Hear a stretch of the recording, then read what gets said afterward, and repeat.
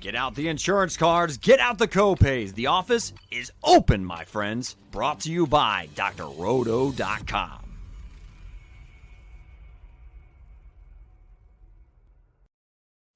Hey everyone, welcome to the Look Back podcast with Sam and Maddie, brought to you by drroto.com. Get your daily prescription of fantasy sports. Maddie, how the hell are you today? Happy Monday. Hopefully you're staying warm despite that cold, blistery looking game. Yeah, and it got really cold last night in Oklahoma out of nowhere.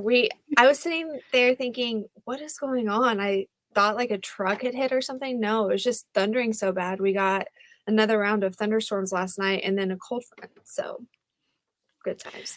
I did get my booster today, so I was telling you. So I don't feel great, but I did have to rally because the Steelers beat the Ravens this week. And I was like, I cannot try to call in and let people say it's because I didn't want to hear it from Sam. So I'm here and I'm ready to take it. No, you're a trooper for being on. When I had my booster, I couldn't have picked up my phone enough to even get the text message out. So props to you for putting on the brave face. You're glowing as well. So whatever the booster's doing to you, you look stunning. So you're fine. You're so sweet. It's the Tylenol and the nap. A good nap can solve a lot, you know? Absolutely. You got the nap glow going, a little Tylenol, take the edge off. But we can talk quickly just about, the game that just happened. Obviously, I think the main story that everyone's going to be talking about is New England doesn't have to throw the ball to win a game, which is pretty hilarious, except for if you're someone that started Kendrick Bourne and you only needed 2 catches to win. I saw so many people tweeting, please, Bourne, 10 points, 8 points. 15 I just points. wanted 4. I wanted just 4 points. I didn't even want 10 or 8 points. Like, I had such a low bar, but nope. Just nope. It was like, I'm sorry. Some things just aren't meant to be. It is what it is. We move on. But like you said, the Steelers won. I wasn't expecting that. I am going to be doing a podcast on Wednesday, a guest podcast with 2 other Ravens fans and another Steelers fan. And in the pre-chat before the game, they were like, okay, drop your predictions. And I predicted the highest points and I predicted the Ravens to win because I was like, it's just not going to happen. Ben can't be that good for that long up against that high-powered offense. And and the Baltimore defense is going to be there. And then I'm watching the game in my car because I was on my way somewhere else and I was like, it's the fourth quarter. It's not going to happen. And I had illegally just totally watching TV while I'm driving. I honestly do that way more than I should probably admit. I know I shouldn't be admitting it either, but I do. So, football is life. So I'm like watching it. I'm like, oh my God. And then I just was like, did we just win? And I was just freaking out. And of course, not paying attention to what I should be doing on the 405 of freeways. I should be paying attention to what I'm doing there. Like, I live in Oklahoma. There's 4 other people on the road. Like, you're on the 405, swerving. I'm on Half the time 405, you're probably parked, though. There's so much traffic there. You're probably There's just a parked. lot. Well, I mean, it depends on the time of day. I was right in that window, right at the end of the afternoon games before the night game where people are trying to get to the next spot. So it was still moving, but not in a good way. So it was people were cutting me off and I'm just just trying to enjoy the win, but also not die in the car. So it was back and forth. I'm glad you made it, especially since we just had a birthday. You just had a good birthday. So you gotta soak that in. Don't end it so soon. It is what it is. To be fair, I think it's making up for the fact that last Sunday the Steelers' loss was just one of the most brutal that was so losses. bad. That was so bad. So redemption, winning by 1. But we've got Justin tuning in. Thanks for tuning in. He said that was a low-scoring game tonight for Monday Night Football. That it was. Justin. And he's saying, Maddie, I don't know who called the Chargers win. Not me. Definitely not me. Well, Justin Herbert is in the top 3 leaders of the position this week at quarterback. And they did finally do some good things, which was very surprising. I mean, how much have you talked about this season about their offensive line just not being on the same page at all, not being able to allow Austin Eckler to do everything he's supposed to do? Herbert doesn't have time in the pocket. What happened that made things finally work yesterday? I've gone blue in the face talking about this. So Justin Herbert is all about, he's a rhythmic quarterback. So if you disrupt his rhythm, his timing at all, he can't get it back. So if you come out and you punch that in first few plays, he's going to be off the entire game. If you go out and you let him have a winning drive the first time they get the ball, he's probably going to get a rhythm and go. Yeah. But he really that offensive line on the right side still looked bad. It's just he performed well. So I was wrong. I'm big enough to admit that. But I'll tell you, Austin Eckler's got to protect the ball. I mean, that was great defense, getting the ball out, punching it out. But the amount of times that the Bengals got turnovers just from knocking the ball out of somebody's hands, unbelievable. I guarantee you ball protection is going to be all they hear at practice this week. Oh, absolutely. I mean, if anything, when that happens, I feel like there should be, hazing drills in the middle of practice all week where you have to carry the ball throughout, meetings, throughout eating, and then cafeteria. If someone gets the ball from you, then it's like, you have to go and run laps. Just like old school, I think that we need to bring back those types of penalties. I just think it makes sense because that's your job. That is your job, to secure that football. And that the defense is being taught multiple different types of ways, like you said, to punch it out. Like, you got to be on it. That's hold on to the your ball. job. That's all you got. Yep. They literally teach that in Little League. It's like the first thing that they do. Yeah. Protect ball security. Oh. All right. You'd think that these guys would, they should hire you. So, I'll be a reference if you need me to be. Thank you. They'll hire me to like go and like sneakily punch out the ball when they're not expecting it. And I'm just going to be super annoying to people. And then the ball security will go up because they'll be like, I'm just paranoid that this tiny little girl is just going to run up behind me and punch out the ball. That would be a great media video also. Oh my gosh. Chargers, doing please interviews. hire me. Hire me on for their social team. And then I'm just going to be on their TikTok just punching out the ball in the middle of practice. It would be successful. It would. It'd be really hilarious to see, like, mid-practice, my tiny frame going across the screen and just punching out the ball, like when the play isn't even happening. I'm be like, ball security, and then just like running away. She's so little. I didn't see her. You have one job, like just continuing to like troll them like in the middle of practice. That'd be hilarious. It would be hilarious. This is how we get better, people. This is how we get better. Cream rises to the top. This is the drill we have to do. I'm going to have to snip that out and see if we can't make it happen. I'll just tag the Chargers every day. Ball security. That would be hilarious. All right. But obviously, so Justin had a fantastic game, over 300 yards, 3 passing touchdowns. Other leaders of the week, Kyler Murray has to get talked about because he's coming off of his injury. So, I mean, a lot of times you're starting someone off injury, you're a little bit nervous. Couldn't be happier with the dual touchdowns in passing and rushing. You couldn't be happier with that. But how do you not start Kyler Murray if, you know what I mean? It's like, even if you're nervous, you're going to bench Kyler Murray? No, absolutely not. And he's someone that has that rushing upside that I think even coming back from injury, you should absolutely be starting him. Absolutely. I also feel like this is what happens when you allow a player to fully heal before you bring them back and you don't rush the process. Yeah. I think that should be on everybody's radar. Also, I'm really excited for James Conner. Me too. I love his story and I'm loving that he's succeeding. I'm loving that everybody's like, where did he come from? But really it's just, he's getting looks and he's doing what he needs to do with them. Yeah, I mean, it really is just goes to a testament to like, I mean, he had success with the Steelers for, his amount of time that he was there. And then, schemes change, players go through injuries. Sometimes it's just not working, and change of scenery really does help for a lot of different people, different coaching staff. And he's just really, really successful there with the Cardinals. I'm super excited for him. I love seeing him on a winning team. For that reason, I could totally see myself jumping on the Arizona bandwagon heading into the playoffs and just be like, let's go James Conner. Yeah. And he was never meant to be the guy. He wasn't going to be a Najee Harris, but you put him into an option offense where there's multiple threats on the field, and he's going to be successful if he gets the touches. He's just not going to be able to get beat up every down. Absolutely.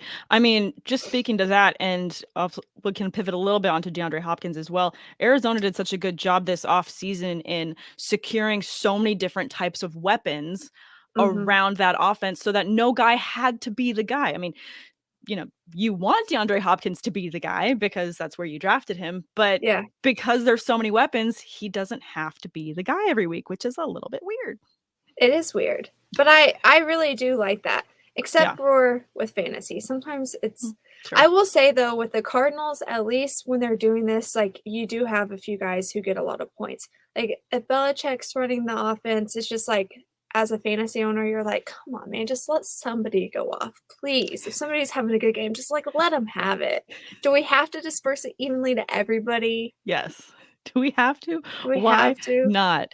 Oh my gosh. Justin jumping in here as well saying, yeah, thank God I didn't trade for D-Hop in fantasy.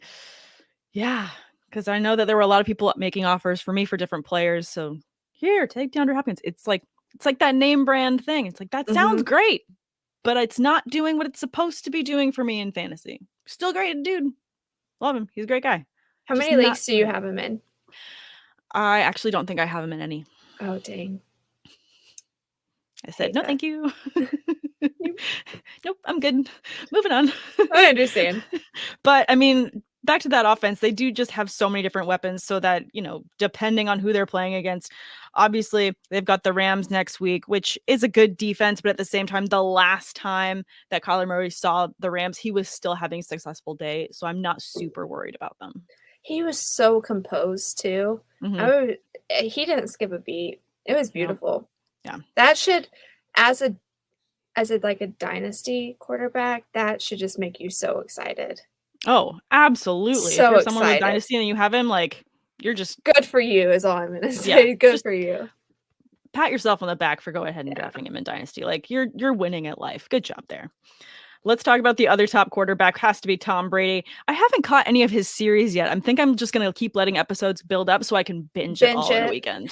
That's what my plan is too. I have one friend I'm watching it with, and we're waiting and binging. And I was nervous that it was going to be like all over social media, but it really hasn't been too much. No, there's like a couple snippets of teasers that I'm like, oh, they're going to cover that. Interesting. So the intrigue is building, but nothing feels spoiled. Yeah, it's avoidable right now. Yeah.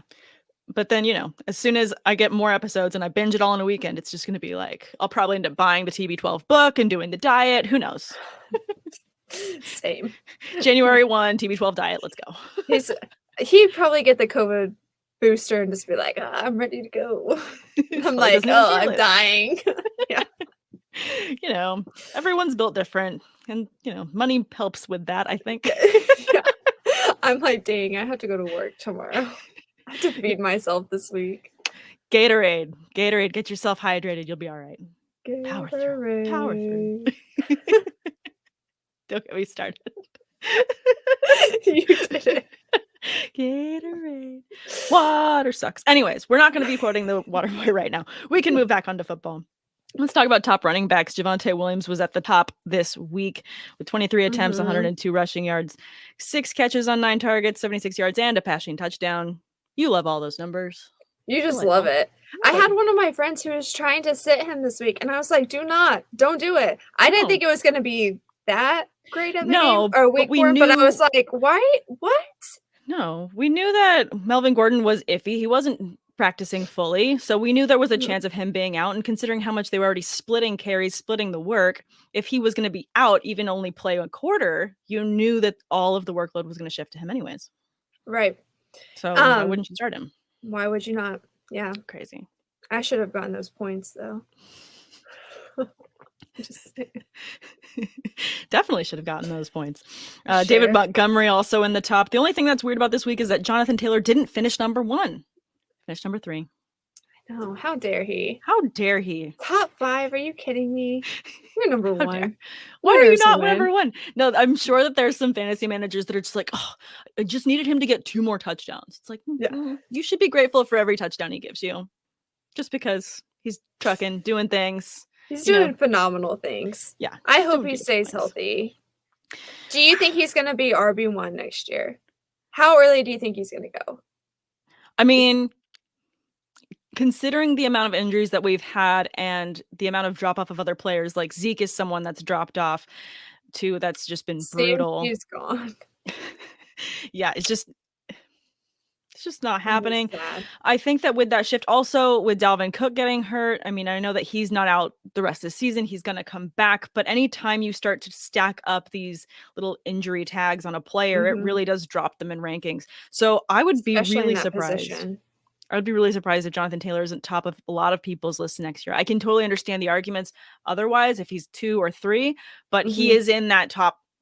He's in the top consideration. He has to be 1 or 2 for most rankings going into next season. I agree. I'll be surprised if he falls to second. Dynasty, number one, hands down. Mm-hmm. So like redraft, I could get the argument, but for dynasty purposes, he has to be number one.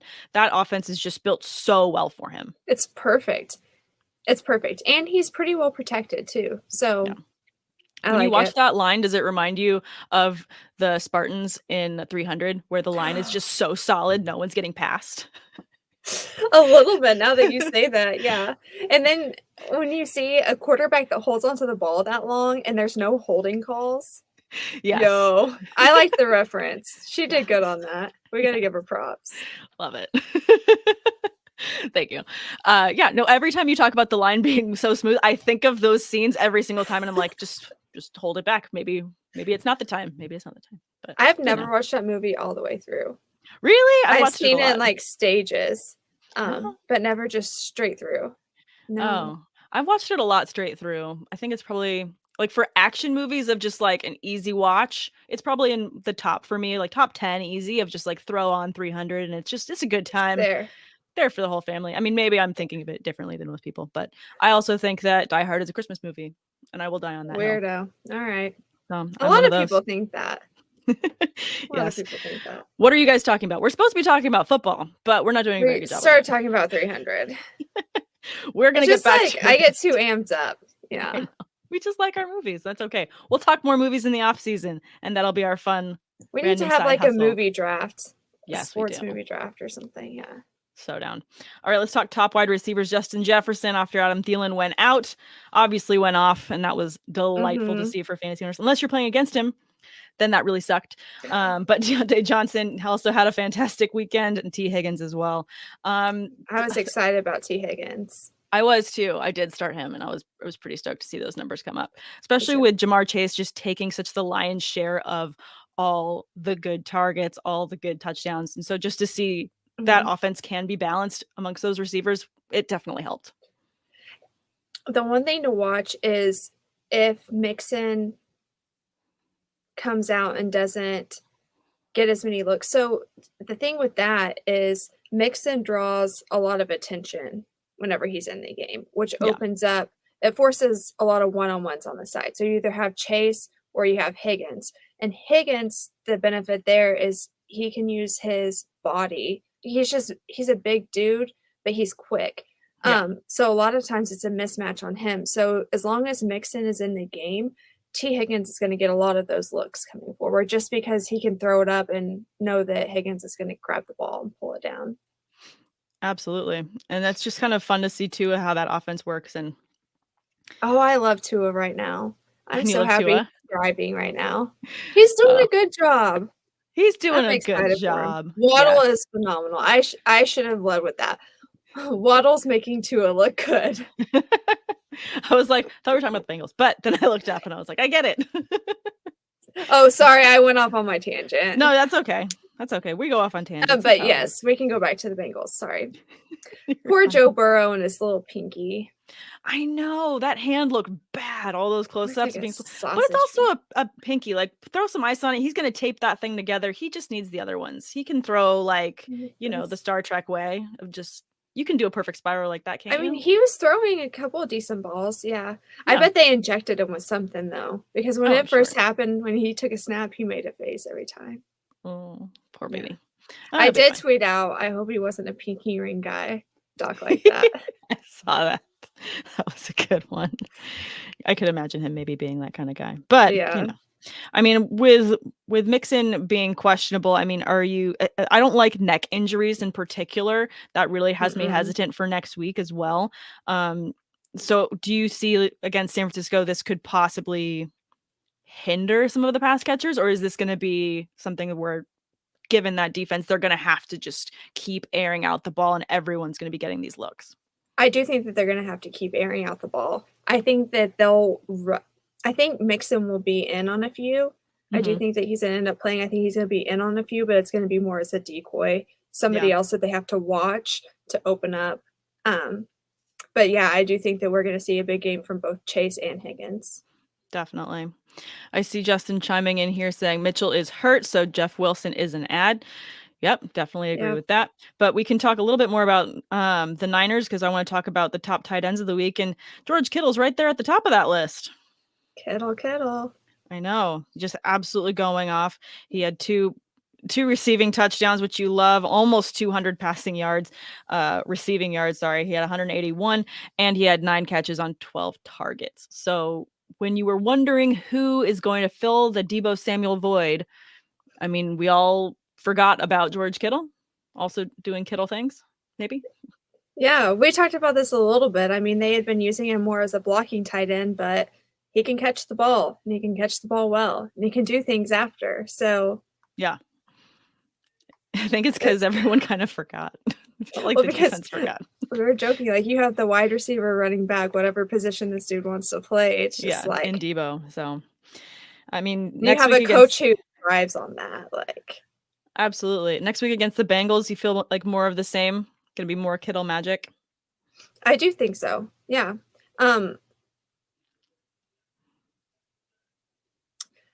I think we're gonna see him more as like that third down or even just like red zone target. I think is what we're gonna see a lot more of. I don't think we're gonna see him early looks or trying to move the ball down the field. Yeah, I think that makes sense. I think that pairs up nicely against the Bengals defense and their weapons there. So I definitely agree with that. Other top tight ends, Dallas Goedert right there behind him, obviously having a fantastic game with I don't know if he started going off more once Miles Sanders was out or not, but it seemed just like a Goddard day. Yeah. Do you think that's going to continue into next week? It's kind of a blip when you're looking at the stats across the board. I know. mean, they've got a bye next week, and he was 6 for 6 this week with 105 yards and 2 touchdowns. I mean, I feel like as soon as you try and count on one of the Eagles to be consistent week in and week out, you're let down. So I mean, against Washington, I like the matchup, and then they got the Giants the following week. This is probably one of the best, like, overall schedules going forward for a tight end. Washington, Giants, Washington, then Dallas. I do like that a lot for them. I obviously don't know if everyone has their fantasy playoffs going into week 18. Everyone's situation is very different. But it sure matches up nicely where you'd want to start him for sure. I mean, he's going to be a threat there in the passing game. And it was nice to see Gardner Minshew get a few, have himself a good day, getting back out there. Yeah. I asked you because I've been having this internal battle with Hurts coming back next week, assuming that he does. I think he will. Will we see as much of that? Or will it be more of just he's going to try to run or get the ball down the field? I go back and forth. I don't know how this is going to change with Hurts being back in the picture. No, I definitely get that. I mean, you look at the other pass catchers, though, and none of them really jump off the board, at least this Especially week. In that position. Yeah, I feel like he's such a red zone target. He's such a threat there. He's going to have to get the looks, especially with Sanders being questionable. And, Boston Scott's just like dressed, but then he's not there. It's just, I don't know that there's other players that you can rely on week in and week out outside of Goddard. And then having that confidence in each other to throw. I mean, Devonta Smith was just completely pointless this week because Minshew wasn't looking for him. But maybe when Hurts gets back, it gets a little bit more even. But I agree with you. Like you said, he's going to be rushing it mostly himself. Hopefully they come back because they have a bye next week, I think, right? And they face Washington. So hopefully they don't have the hangover game. But we'll see. I feel like I have another week to battle on it. I know. We're so close to the end. It's too close for comfort for them to start, having any more issues or any more bye week hangovers going forward. It is the Eagles, though. It is the Eagles. I know. I follow a lot of Eagles fans, and they're always like messaging me, and they're like, I'm like, oh, that was great. And you're like, yeah, but we can't count on it. And like, they're just like all so sad. I'm like, you guys just can't smile. Too. Yeah. Can't smile for one thing. They've been burned too many times. Yep. Justin agrees. Eagles have a great week 15 through 17 schedule. Maybe Hurts looks for Smith. I mean, he could in that situation. I mean, it's a great stretch of games he has ahead of him. So I would be willing to start, definitely going to be starting Hurts if I have him in 2 quarterback formats. Oh, yeah. If it's a deep league and I got Devonta Smith, I'm starting him. And I have Goddard in multiple leagues, and I've started him almost every week that he's been healthy and available. Well, as the tight end position's slim this year anyways, and as a looking at a tight end, you can only expect so much. Just being Absolutely. honest. No, I mean, you're kind of capped at your expectations anyways. You're just hoping for the big play if you don't have one of the top guys. But let's talk about one of the other top guys, and that would be obviously, forever amazing Rob Gronkowski having a fantastic week. Every And time I watch him score, I just think about how happy you probably are. I was watching that game at a sports bar this week, and I was like, Sam's having a good day. My 'cause you knew I favorite started him. Yeah, I did. My Yes. favorite was, I think it was the first touchdown he got. They came up and they were trying to celebrate with him, and he ended up like waving them off. You know how they all like hit each other in the helmet? He Yeah. was like, and it was like, dang, he's getting old. He's like, I That's can't how you know. can't He's like, I celebrate so can't hard anymore, guys. Gotta catch my breath. I'm wheezing. Like, give me a moment. But he had another one of his 2 touchdown games. He You did. love that. We got the Gronk spike. Got the Gronk spike. And he's like Brady's little security blanket. Absolutely. He's healthy. Brady's gonna go to his guy. They're Mhm. besties. I And- absolutely love every commercial with both of them. They're fantastic. I really feel like they have some sort of telepathic connection. Yeah, they do. There's some times where I'm just like, there's no way that was play called, but Gronk ends up there and he's open, and Brady knows exactly where he's gonna be. Well, because he knows, like, he's been with him for so long. He knows what Tom's looking for in certain schemes. Okay, that's not working. I need to get my ass over here. We need to get over here. And then he's just going to get open and make the play. You love it. It's true. Do you think that the Bucks, the way that they're playing, the way Brady's going, they're going straight back to the Super Bowl? They looked not great last week. Not great. I mean, it was okay, moments, but that defensive pick six, I called it a thick six. I kind of loved it.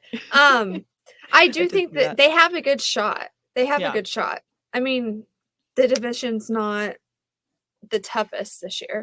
We've seen worse. And it's just, we've all been through it. We all know you can't count Brady out until it's game over. You just can't.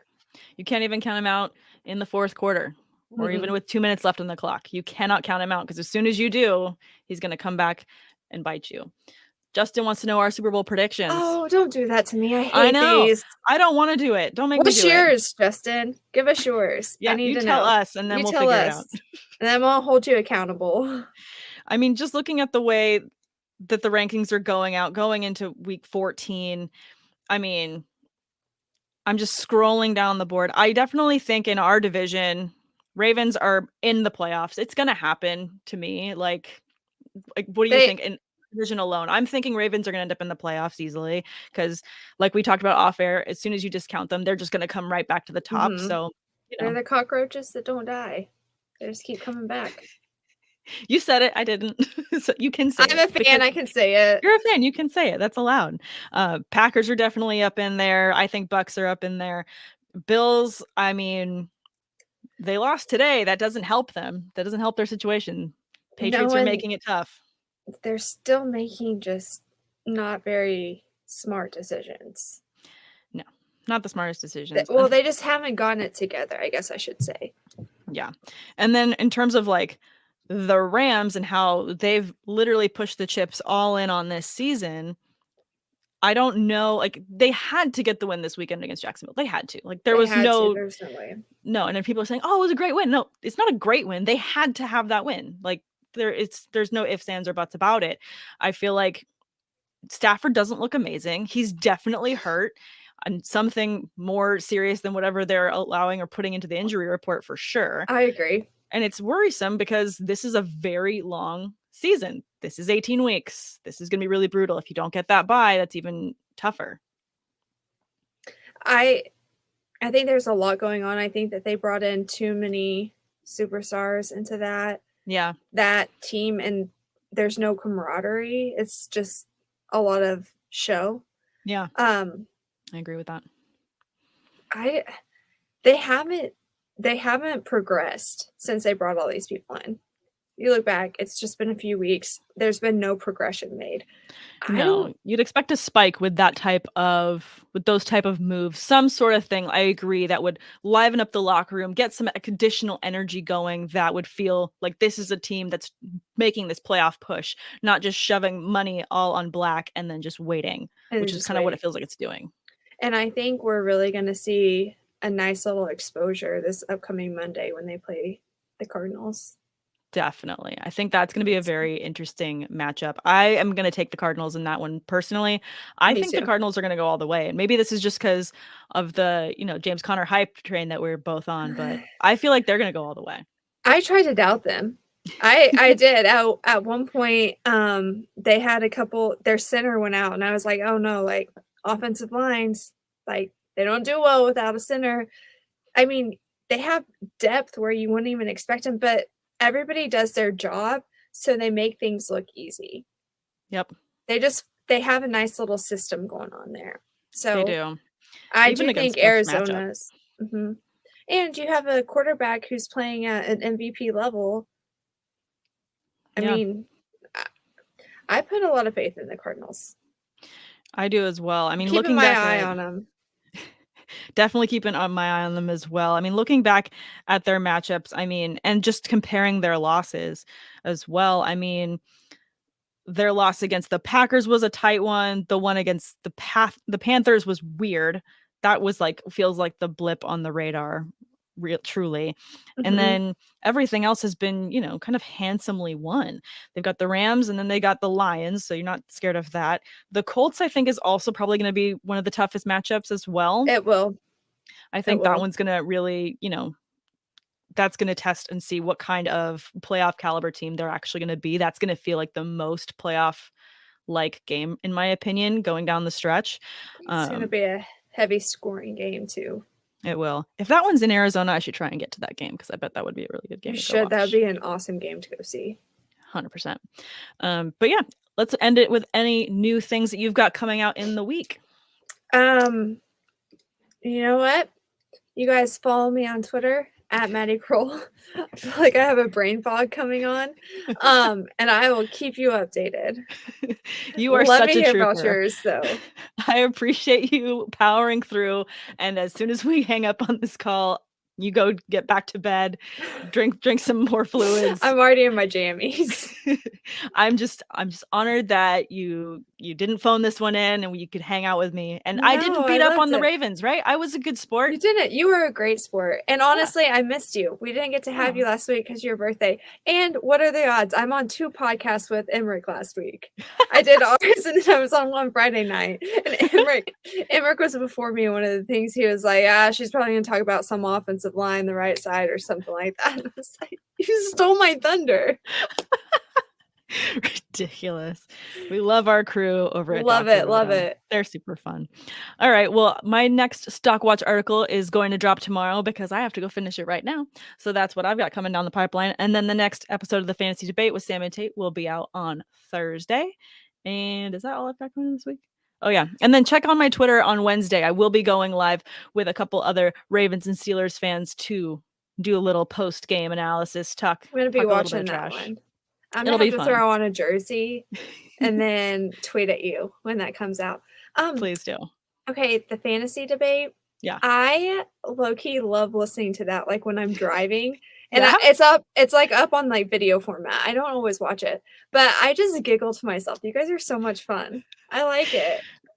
Derek and I are pretty hilarious. I will agree with you there. I love recording with him too, because similarly to how you and I will get off tangent about movies, him and I are the biggest movie nerds on specific things. Like we both love Marvel, we love Star Wars, and we're both low-key huge Braveheart fans. So he will try and get a William Wallace quote into anything, and it's just without fail. So we have fun.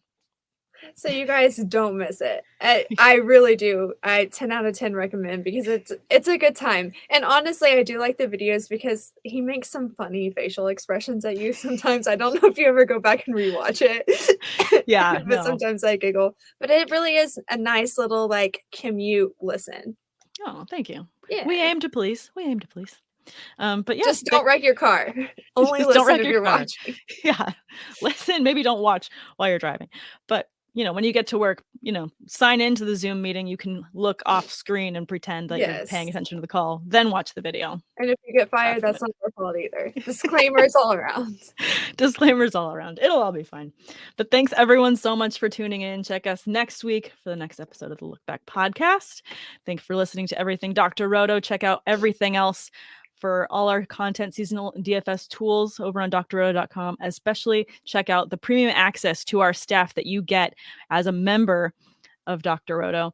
And we will answer all of your fantasy sports questions in the members only Discord right there at drroto.com. Yeah. Thanks, guys. Have a great week. Thanks for stopping by the office. Get your fantasy prescription by subscribing to the channel and checking out Dr.